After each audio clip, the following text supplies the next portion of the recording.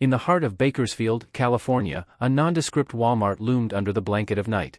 The aisles, usually bustling with shoppers, were eerily quiet, save for the occasional hum of the fluorescent lights. Jake, an overnight janitor, had settled into a routine, mopping the floors and restocking shelves while the world slept. But for weeks, he had noticed something strange. Every night at precisely 3:33 a.m., the lights would flicker ominously, casting long shadows that danced like specters across the store. At first, Jake dismissed it as a glitch, a simple malfunction in the electrical system. But as the flickers persisted, curiosity gnawed at him. He couldn't shake the feeling that something more sinister was afoot. He began to feel a pull toward the back room, where the flickering lights seemed to emanate from. Each night, the same time would roll around, and each night, Jake found himself standing in the dimly lit aisle, heart racing, glancing nervously at the break room door. One fateful night, driven by an insatiable curiosity, Jake decided to follow the flickering lights.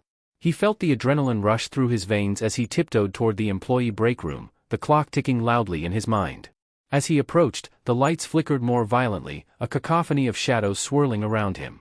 He hesitated, his breath hitching in his throat. But something compelled him forward, a whisper that urged him to uncover the truth. Peeking through the break room door, Jake's heart dropped. What he witnessed inside was beyond anything he could have imagined. Cloaked figures gathered in a circle, their faces obscured by hoods, chanting in low, guttural tones. The air was thick with an unearthly energy, and in the center of their circle lay a pentagram drawn in salt, surrounded by candles flickering with an unnatural blue flame. The flickering lights above seemed to pulse in rhythm with the chant, creating an atmosphere that was both mesmerizing and terrifying. Jake's instinct screamed for him to run, but he was rooted in place, captivated and horrified.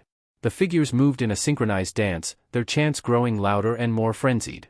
He could feel the energy in the room shift, a palpable force that seemed to draw him closer. Suddenly, one of the cloaked figures turned and locked eyes with him.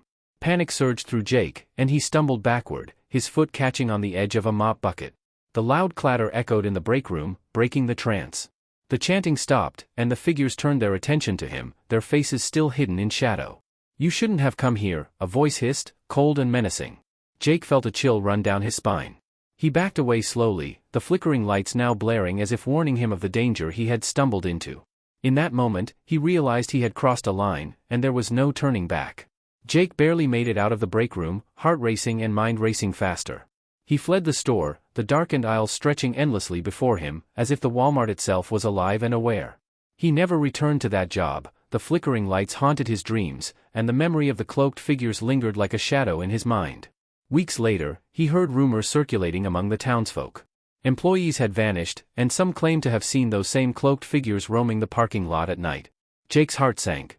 He realized that he wasn't the first to notice the dark rituals hidden within the walls of the Walmart, and he certainly wouldn't be the last. The flickering lights at 3:33 a.m. continued to beckon, drawing in the curious and the unwary, ensuring that the cult that lived inside Walmart would thrive in the shadows, waiting for the next soul willing to uncover their secrets.